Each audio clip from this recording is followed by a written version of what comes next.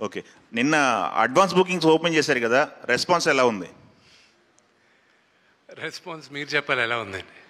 Bookings అన్ని చూస్తుంటారు కదా, మీకు ఎలాంటి రెస్పాన్స్ వచ్చింది ఏంటి? ఇప్పటికీ 1,15,000 టికెట్లు 24 గంటల్లో సేల్ అయ్యాయని నాకు ఒక 1 hour బ్యాక్ చెప్పారు. ఓకే, అంటే 3 hours డిలేలో రిపోర్ట్ అవుతుందంట. నిన్న 12 o'clock 11:04 ఓపెన్ చేయడం మొదలెట్టారు. ఈరోజు ఈవినింగ్కి అన్ని థియేటర్స్ కూడా ఓపెన్ చేస్తారు తెలుగు రాష్ట్రాల్లో.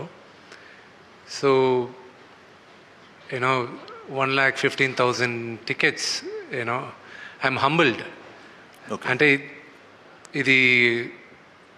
ఇది శివలీల లాగే ఉంది నాకు. ఓకే, నిన్న సెన్సార్ల విషయంలో కూడా ఏవో కట్స్ చెప్పారన్నారు. ఆ కట్స్ తర్వాత సినిమా ఇంపాక్ట్ ఏమన్నా దెబ్బతిన్నదా, లేకపోతే మీరు ఊహించిందే వచ్చిందా? సిమిలర్ వర్డ్స్ పెట్టారని విన్నాము, అది నిజమేనా?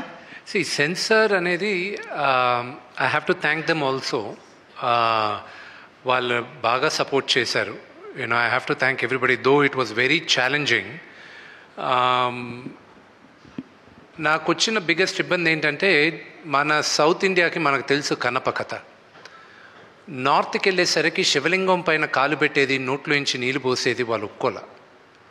దానికి నేను ఫైట్ చేయాల్సి వచ్చింది.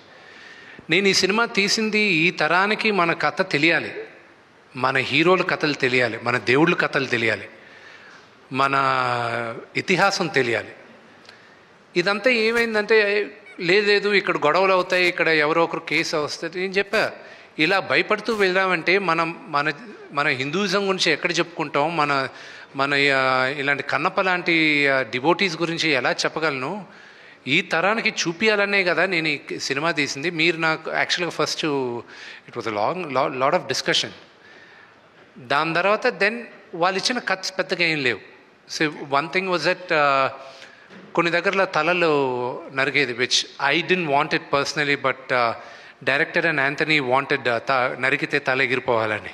సో ఐ వాజ్ లైక్, నాకే కొంచెం ఇదిగా ఉండింది. సో ఐ సెడ్ లేదు అన్న. So those were the 2 things. And blood ఎక్కడో దగ్గర ఎక్కువ కనిపించిందని. అండ్ ఆ రోజుల్లో వాడిన పదం ఒకటి, నీలాంటి నీచ జాతికి అనేది ఆ వర్డ్ ఒకటి రీప్లేస్ చేయమన్నారు. అవి చేసాం. They also have to look at the larger picture. So ఈ మైనర్ చిన్నవి we felt it was okay. Okay, ఇంకొకటి అండి, విష్ణు గారు ఇక్కడ.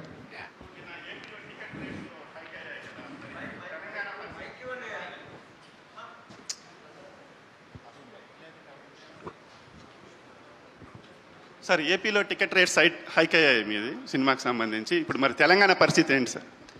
సార్, ఆంధ్రప్రదేశ్లో కూడా ఫస్ట్ అండ్ ఫార్మోస్ట్ తెలంగాణలో there is no ticket hike.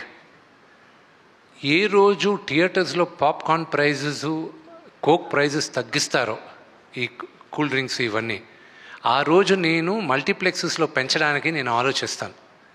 ఎందుకంటే ఈ సినిమా ఎక్కువ మంది ఫ్యామిలీస్తో వెళ్ళాలి, వాళ్ళకి నేను ఇబ్బంది పెట్టదలుచుకోలే. అందుకే ఆంధ్రప్రదేశ్లో కూడా కొన్ని సెంటర్స్ వరకే, అన్ని సెంటర్స్లో కాదు, కింద టికెట్స్ కాదు, పై సెంటర్స్లో కొన్ని టికెట్స్ వరకే 50 రూపాయలు పెంచడం జరుగుతుంది. ఫ్లాట్గా అందరికీ 50 రూపాయలు పెంచేది లేదు. మేము రిక్వెస్ట్ చేసింది కూడా ఓన్లీ హై క్లాస్ టికెట్స్కి మాత్రం, బాల్కనీ టికెట్స్ ఇలాంటి వాటికి కొన్ని ఏరియాల్లో, అది అన్ని ఏరియాల్లో, మొత్తం ఆంధ్రప్రదేశ్ అంతా చేయట్లా. అలాగే యునైటెడ్ స్టేట్స్లో కూడా, అమెరికాలో కూడా పిల్లలకైతే ఫ్లాట్గా $12 పెట్టాం. అది ప్రీమియర్ షోకి అడల్ట్కి $16, మరుసటి రోజు నుంచి $14 పెట్టాం. పిల్లలకు మాత్రం $12 పెట్టాం. ఎందుకంటే నా వ్యూ ఏంటంటే, ఈ సినిమా పిల్లలు ఎక్కువ చూడాలి. మేము చిన్నప్పుడు పెరిగింది. నాకు ఈరోజు రామాయణం, మహాభారతం నాకంతా తెలిసింది ఏంటంటే, సండే అయితే నేను టీవీ ముందు వెళ్ళి కూర్చునేవాడిని. రామాయణం వచ్చేది, మహాభారతం వచ్చేది, అలాగే కన్నప్ప, అలాగే రామారావు గారు తీసిన ఎన్నో సినిమాలు. నాకు మన హిస్టరీ గురించి, మన చరిత్ర గురించి, మన దేవుళ్ళ గురించి తెలిసేది సినిమాల ద్వారా తెలిసింది. నాకు కామిక్ బుక్ కల్చర్లో తెలిసింది నాకు. కానీ ఈ జనరేషన్లో కామిక్ బుక్ కల్చర్ లేదు, సినిమాల ద్వారా తెలియాలి. So it is my attempt. రాసేటప్పుడు కూడా 25 సంవత్సరాలు కింద పడిన వాళ్ళకి సినిమా చూడడానికి వెళ్ళినప్పుడు వాళ్ళకి ఎలాగ నచ్చుతుంది అనే ఉద్దేశంతోనే కథ చేసాం. సో అంతేగాని కకృతితో టికెట్ ప్రైసెస్ పెంచట్లా.